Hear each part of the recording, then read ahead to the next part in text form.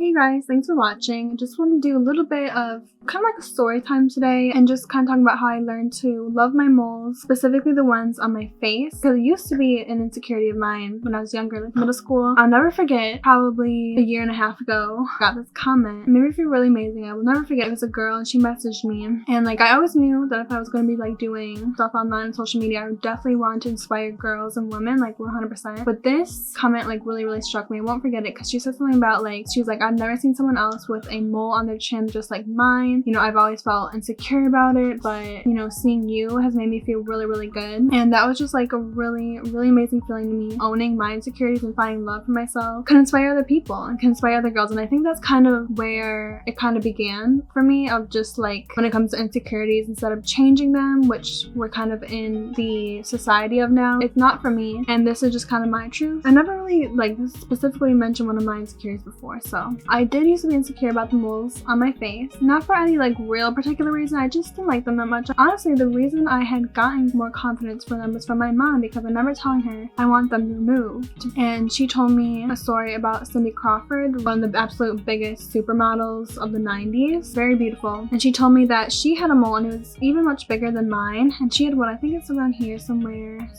Oh, I think it's like by her lip. And she went to all these modeling agencies and they all told her, no, we'll only take you if you remove your mole. And she kept saying, no, I'm not gonna do it. And she said no to all of them until she, of course, finally got signed and became a huge supermodel. So that always kind of just stuck with me. It wasn't just like automatically like, oh, okay, I'm fine with my moles. And again, I was younger then, I've grown and just changed so much, but you know, it wasn't that long after that I did learn to accept them. Also, I started to really like Marilyn Monroe, and obviously she has like a famous beauty mark, famous mole, and I kind of just learned to see them as like kind of like a unique thing. I think it's kind of cool, like no one has these, you know. I don't want to remove them anymore. I think they're like a really unique piece of me, or a really unique part of me. I think they're really cool and unique, and like if someone were to like draw my face or whatever, like these are just part of me, you know, kind of like the Marilyn Monroe. So I learned to accept them. I remember later on in college I took a ancient Asian philosophy, something like that, and we were learning about Buddhism. I learned about Buddha. He was a prince actually. Back then when he was alive, you know, there was not like fortune tellers, but you know, like those type of people, like mystical people who could like tell the future, and palm readers, and you know, stuff like that. And I guess back then, like where your moles were placed, it meant things. And it was something crazy, like Buddha had like over like 100 like significantly placed moles that basically said that he was like very special or whatever. So I thought that was kind of cool too. It's kind of something interesting to know, because it's kind of just like interesting. It's like they're all in different places, quite random, but it's like no one else has all the exact same ones, you know what I mean? I will say I actually have two on my stomach as well. They're a little bit bigger. I am still kind of insecure about those. They're just oh, and there's one really big one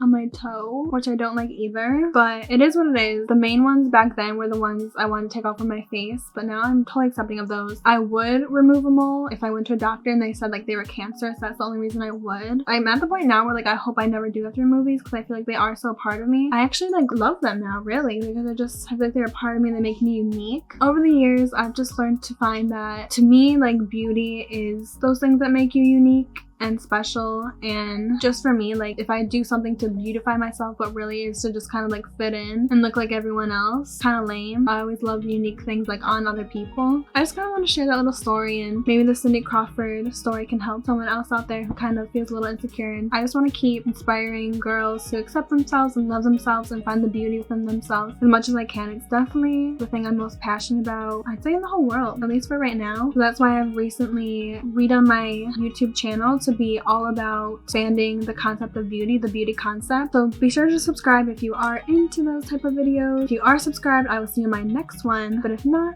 then bye!